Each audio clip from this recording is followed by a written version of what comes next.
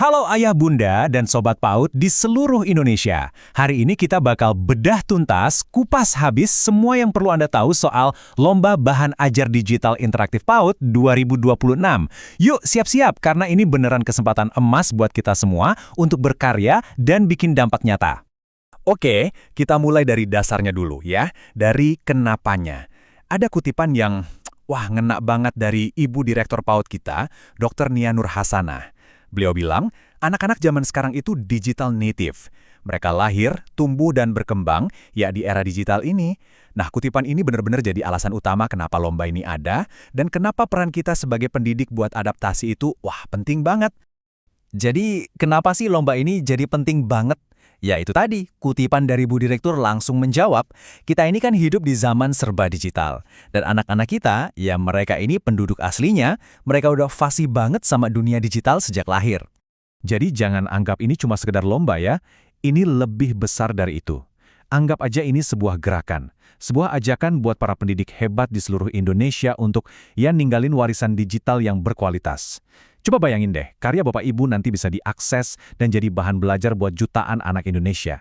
Keren banget kan? Anda semua ini adalah motor penggerak dari misi penting ini. Nah, ini dia nih bagian yang paling seru. Jadi ada 3 jenis karya yang bisa dipilih. Apa aja tuh? Yuk kita bedah satu-satu biar Anda bisa langsung kepikiran, ide saya cocoknya di sini nih.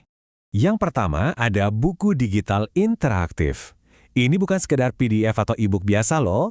Bayangin buku cerita yang hidup, anak-anak bisa tap gambarnya, terus keluar suara hewannya. Atau mungkin ada puzzle yang bisa langsung diseret-seret di halamannya. Jadi anak gak cuma baca tapi ikut terlibat langsung.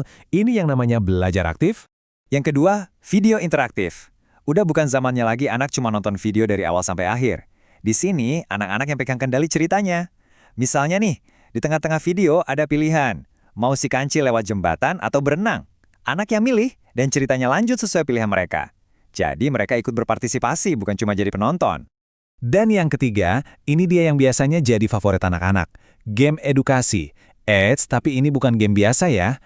Ini game yang dirancang khusus buat belajar. Setiap misinya, setiap levelnya, itu punya tujuan pembelajaran. Jadi, ya anak-anak main, senang-senang, nggak sadar ternyata mereka lagi belajar sesuatu yang baru. Asyik kan? Oke, udah kebayang ya mau bikin karya yang mana? Sip, sekarang kita masuk ke bagian teknisnya nih. Siapa aja sih yang boleh ikutan? Terus nanti yang dinilai juri itu apanya aja? Yuk, kita lihat bareng-bareng. Nah, untuk pesertanya, siapa aja yang boleh daftar? Gampang kok. Pertama, Anda harus warga negara Indonesia, usianya minimal 17 tahun. Anda bisa daftar sendirian, sebagai individu, apalagi kalau Anda pendidik atau tenaga kependidikan PAUD. Atau bisa juga daftar sebagai tim maksimal 3 orang. Kalau tim, bagusnya sih ada pendidik PAUD-nya, plus ada yang jago bikin digitalnya. Nah, ada satu syarat yang penting banget nih. Anda wajib mendokumentasikan kalau pernah pakai bahan ajar dari platform rumah pendidikan. Kenapa? Biar nyambung aja gitu sama ekosistem yang udah ada. Oke, sekarang soal penilaian. Apa sih yang dicari juri? Ada 4 prinsip utama. Yang pertama, stimulasi aktif. Maksudnya, karya Anda itu harus bisa ngajak anak buat ngapa-ngapain, bukan cuma duduk manis dengerin. Anak harus jadi pemain utamanya, bukan penonton. Prinsip kedua, harus konkret. Artinya, kontennya itu harus nyambung sama dunia anak-anak. Jangan ngomongin hal-hal yang abstrak. Bicarain aja soal benda-benda di sekitar mereka. Kucing di rumah, buah-buahan di dapur, hal-hal yang nyata dan bisa mereka sentuh. Biar belajarnya lebih nempel. Ketiga, dan ini penting banget, ciptakan emosi positif. Suasana belajarnya harus asyik, aman, dan bikin semangat.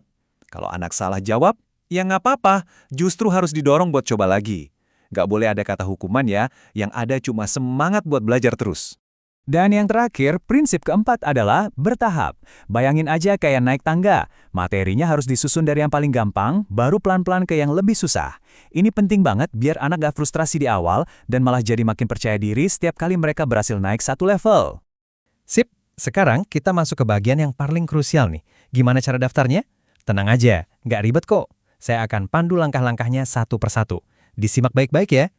Langkah pertama, tentu aja bikin akun. Gampang banget. Anda tinggal buka website resminya, cari tombol daftar sekarang, terus isi deh data-data yang diminta. Nah, setelah klik buat akun, ini yang paling penting. Langsung cek email. Ada link aktivasi yang dikirim ke sana, harus diklik ya. Kalau enggak, akunnya belum aktif dan nggak bisa lanjut. Langkah kedua, setelah akunnya aktif, baru kita submit proposal. Login lagi ke akun Anda, lengkapi dulu profilnya. Nah, di sini Anda perlu upload bukti penggunaan sumber dari rumah pendidikan tadi. Kalau sudah, tinggal isi formulir proposalnya. Saran saya nih, biar gampang, ketik dulu idenya di file lain, misalnya di Word. Jadi pas ngisi online, tinggal copy paste aja. Upload dokumen pendukungnya, dan kalau udah yakin, langsung klik kirim proposal. Kalau masih mau dicek-cek lagi, simpan aja dulu sebagai draft. Nah, ini yang paling penting. Catat ya, laman pendaftarannya ada di pautpedia.kemdikbud.go.id/lomba bahan ajar digital interaktif PAUD. Saya ulangi, pautpedia.kemdikbud.go.id, nanti cari aja link lombanya di sana. Kalau nanti pas daftar ada yang bingung atau butuh bantuan, jangan ragu. Langsung aja WhatsApp ke tim lomba di nomor 0851 2157 2947. Disimpan ya nomornya. Udah ngomongin kerja kerasnya, sekarang kita ngomongin yang seru-serunya, hadiah. Apa aja sih apresiasi yang disiapkan buat para pemenang? Dijamin ini bakal bikin Anda makin semangat buat ikutan. Kita mulai dari juara pertama. Siap? Hadiahnya adalah uang pembinaan sebesar 15 juta rupiah. Wah, ini apresiasi yang luar biasa banget nih untuk karya terbaik. Nggak cuma juara 1, juara kedua juga dapat hadiah yang fantastis, yaitu sebesar 12.500.000 rupiah.